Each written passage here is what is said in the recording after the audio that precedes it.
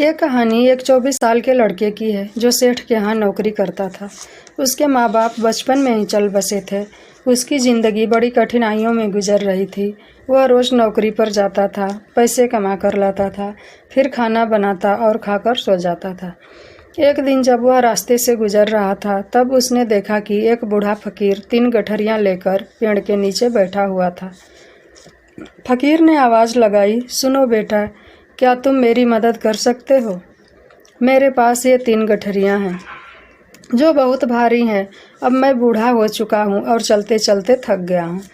क्यों न तुम इनमें से एक गठरी उठा लो और मेरे साथ साथ मेरे गांव तक पहुँचा दो। इसके बदले में मैं तुम्हें 3 सोने के सिक्के दूंगा। बूढ़े की बात सुनकर लड़का बोलता है, ठीक है बाबा, मैं आपकी मदद करने के लिए तैयार हूँ। इतना कहकर वह एक गठरी उठा लेता है और वे दोनों साथ साथ चलने लगते हैं।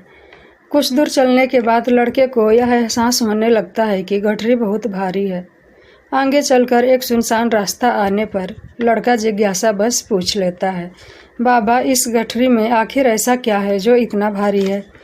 फकीर कहते हैं, बेटा, इसमें तांबे के सिक्के भरे हैं, इसलिए इतना वजन है। फकीर की बात सुनकर लड़का मन ही मन सोचने लगता है यह बाबा जरूर कोई व्यापारी हैं, तभी तो इतने सारे तांबे के सिक्के लेकर चल रहे हैं। पर अगले पल उस लड़के के मन में यह ख्याल आया, मुझे क्या करना, मुझे तो बस यह गठरी दूसरे गांव तक पहुंचाना है। और वह अपनी धुन में चलने लगा। दूर जाने के बाद दोनों एक नदी के किनारे पहुंचते हैं। वह लड़का काफ़ी हट्टा कट्टा और तंदुरुस्त था, इसलिए वह बिना सोचे समझे नदी में उतर जाता है, किंतु वह बूढ़े बाबा किनारे पर ही खड़े रहते हैं। यह देखकर वह लड़का फकीर से कहता है, क्या हुआ बाबा, चलिए, हमें यह नदी पार करनी है, तभी तो हम आगे बढ़ पाएंगे। इस पर फकीर कहते हैं, मैं जानता हूँ बेटा, हमें नदी पार करनी है, पर तुम जानते हो कि मैं बहुत बूढ़ा हो गया हूँ और ये 2-2 गठरियों का भार लेकर मैं नदी पार नहीं कर सकता। अगर मैं फिसल कर गिर गया तो क्या होगा? यदि तुम एक और गठरी ले लो तो इसके बदले में भी मैं तुम्हें 3 और सोने के सिक्के दूंगा। इस पर वह लड़का मुस्कुराते हुए कहता है, बाबा, आप मुझे शर्मिंदा कर रहे हैं। यदि आप मुझे यह सोने के सिक्के न भी दें तो भी मैं आपका काम ज़रूर करूँगा। मैं आपको आपके गांव तक ज़रूर पहुँचाऊँगा। इतना सुनकर उस बूढ़े बाबा ने दूसरी गठरी भी उस लड़के को थमा दी और बोले, बेटा, तुम तो बहुत सज्जन आदमी लगते हो। दोनों नदी पार करने लगते हैं। लड़के को यह दूसरी गठरी भी बहुत भारी लग रही थी, पर जैसे तैसे उसने नदी पार की। नदी पार करने के बाद बातों ही बातों में उस लड़के ने फकीर से कही, बाबा, आखिर यह दूसरी गठरी में भी क्या है? यह गठरी भी काफ़ी वजन है। इस पर फकीर कहते हैं, बेटा, इस दूसरी गठरी में चांदी के सिक्के हैं, इसलिए यह गठरी भी काफ़ी भारी है। इतना सुनते ही लड़के का दिमाग तेजी से काम करने लगा। वह सोचने लगा, एक गठरी में तांबे के सिक्के, दूसरी में चांदी के। लगता है यह बाबा कहीं दूर से आ रहे हैं और अपनी सारी ज़मीन जायदाद बेचकर यह सिक्के इकट्ठे किए हैं। वह इतना धन लेकर चल रहे हैं। लेकिन लड़का फकीर से कुछ नहीं कहता। वे दोनों आगे बढ़ते जाते हैं। कुछ दूर चलने के बाद फिर एक सुनसान रास्ता आता है। उस सुनसान रास्ते को देखते ही लड़के के मन में तरह तरह के विचार आने लगते हैं। वह सोचने लगा, यह तो काफ़ी सुनसान रास्ता है। अगर मैं ये दोनों गठरियाँ लेकर चुपचाप भाग जाऊँ तो ये बूढ़े बाबा मुझे कब तक दौड़ाएंगे? ये तो खुद बूढ़े हैं, जल्दी ही थक जाएंगे और ये मुझे पकड़ भी नहीं पाएंगे। इस सुनसान जगह पर इनकी मदद के लिए भी कोई नहीं है। वैसे भी गठरी में बहुत सारे सिक्के हैं, इनको बेचकर मैं अपना दुकान खरीद सकता हूँ, व्यापार कर सकता हूँ। और वैसे भी यह फकीर बूढ़ा हो गया है, इन पैसों का वह करेगा क्या? इससे अच्छा तो इन्हें मैं ही रख लेता हूँ। वह लड़का यह सब सोच ही रहा था, तभी उसे अचानक खुद पर आश्चर्य हुआ। अरे, यह सब मैं क्या सोच रहा हूँ? यह फकीर बाबा न जाने कहाँ से आ रहे हैं और कितनी मेहनत से इन्होंने इतने सारे पैसे इकट्ठा किए होंगे। मुझे इनका फ़ायदा नहीं उठाना चाहिए। नहीं, मुझे ऐसा नहीं करना चाहिए। थोड़ी देर के लिए तो उसने अपने मन के विचारों पर काबू कर लिया, लेकिन कुछ देर चलने के बाद उसके मन के विचार फिर से उस पर हावी होने लगे। वह लड़का दोनों गठरियाँ लेकर फकीर के पीछे पीछे चल रहा था। कुछ दूर चलने के बाद एक पहाड़ी आई।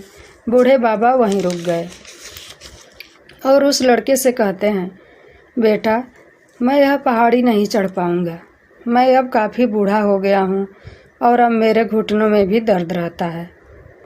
तुम मेरी तीसरी गठरी भी ले लो तो मैं तुम्हें 3 और सोने के सिक्के दूंगा, लेकिन इस गठरी को गिराना मत, कहीं यह गठरी खुल न जाए। इतना सुनकर वह लड़का फकीर से कहता है, बाबा आखिर इस गठरी में ऐसा क्या है कि इसके गिरने पर इतना डरते हो। इस पर वह फकीर लड़के से कहते हैं, बेटा इसमें स्वर्ण मुद्राएं हैं। यह सुनकर लड़का मन ही मन बहुत प्रसन्न हुआ। उसने चुपचाप वह गठरी भी उठा ली और वे दोनों चलने लगे। अब वह बूढ़े बाबा आराम से पहाड़ी पर चढ़ रहे थे और वह लड़का 3-3 गठरियों के कारण काफ़ी धीरे धीरे चल रहा था। लेकिन जब से उसने सोने का नाम सुना था उसका मन तो छलांग मार रहा था। इतना सारा धन मुझे मिल जाए तो मेरा जीवन तो आराम से कट जाएगा, ऐसा वह सोचते हुए चल रहा था। वैसे भी यह बाबा तो बूढ़े हो चुके हैं, उन्हें इतने सारे पैसों की क्या ज़रूरत, उनका जीवन तो वैसे भी कट चुका है। मैं ऐसा करता हूँ कि सारा धन लेकर भाग जाता हूँ। लड़के के मन में अनेकों विचार चल रहे थे। लड़के का मन अब उसकी बुद्धि पर पूरी तरह हावी हो चुका था और अब उसका मन अपनी बात को सही साबित करने के लिए उससे कुछ भी कह रहा था। और तभी लड़के के मन में एक और विचार आया। इस बार वह लड़का यह सोच रहा था, लगता है यह बाबा कोई चोर हैं, वरना इनके पास इतने सारे धन कहाँ से आएंगे। अगर ये कोई व्यापारी होते तो इस प्रकार से पैदल यात्रा थोड़ी ही करते। इनके पास इतने सारे पैसे थे तो ये कोई न कोई साधन क्यों नहीं किए। लगता है यह कोई चोर है और चोर से चोरी करने में भला क्या गलत है। अब यह सोचते सोचते वह लड़का तेजी से कदम बढ़ाने लगा और देखते ही देखते फकीर से आगे निकल गया। वह सोच रहा था, जैसे ही पहाड़ी का ढलान आएगा मैं यह तीनों गठरियाँ लेकर भाग जाऊंगा। थोड़ी देर चलने के बाद पहाड़ी की चोटी आ गया था और अब ढलान का रास्ता शुरू होने वाला था। तभी वह लड़का फकीर से नज़रें बचाकर तीनों गठरियाँ लेकर भागने लगा। अब उसका शरीर उसे बहुत हल्का महसूस होने लगा था, जैसे उसे तीनों गठरियों का भार मालूम ही न पड़ रहा हो। वह काफ़ी दूर दौड़ते दौड़ते अपने आप को बचते बचाते अपने घर पहुंच गया। उसकी खुशी का कोई ठिकाना नहीं था। वह जल्दी जल्दी गठरियों को खोलना शुरू किया। जब उसने पहली गठरी खोली तो उसमें लोहे के जंग भरे हुए सिक्के निकले। यह देखकर उसे यकीन नहीं हो रहा था। उसे फटाफट दूसरी गठरी खोली, उसमें भी उसे लोहे के जंग भरे सिक्के ही निकले। यह सब देखकर वह लड़का आश्चर्यचकित था। वह सोच रहा था, यह सब क्या हो रहा है।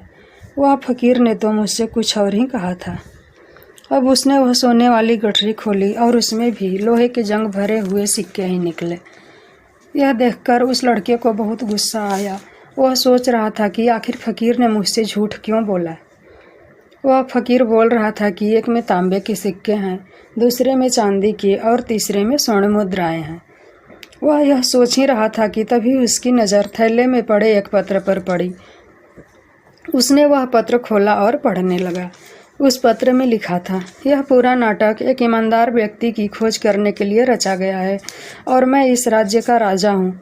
मेरी कोई संतान नहीं है और इसीलिए मैंने यह षड्यंत्र रचा है ताकि मैं अपने राज्य के लिए एक ऐसे व्यक्ति का चुनाव कर सकूं जो ईमानदार हो और मेरे बाद इस राज्य का राजा बन सके। और राज्यभार को अच्छे से संभालने के लिए कोई ईमानदार व्यक्ति ही चाहिए, उसके मन में किसी प्रकार का कोई लालच ना हो। इतना पढ़ते ही वह लड़का ज़ोर ज़ोर से चिल्लाने लगा और सर पकड़कर बैठ गया। अब वह इस बात को अच्छी प्रकार से समझ चुका था कि अगर वह अपने मन के विचारों पर काबू पा लेता तो उसकी ज़िंदगी संवर सकती थी, लेकिन वह अपने मन के विचारों पर काबू नहीं कर पाया। दोस्तों, महात्मा बुद्ध यह कहते हैं, मन ही सब कुछ है, आप जो सोचते हैं वही बनते हैं। इसलिए आपका सबसे बड़ा दुश्मन भी उतना नुकसान नहीं पहुंचा सकता जितना कि आपके मन के अनियंत्रित विचार आपको नुकसान पहुंचा सकते हैं।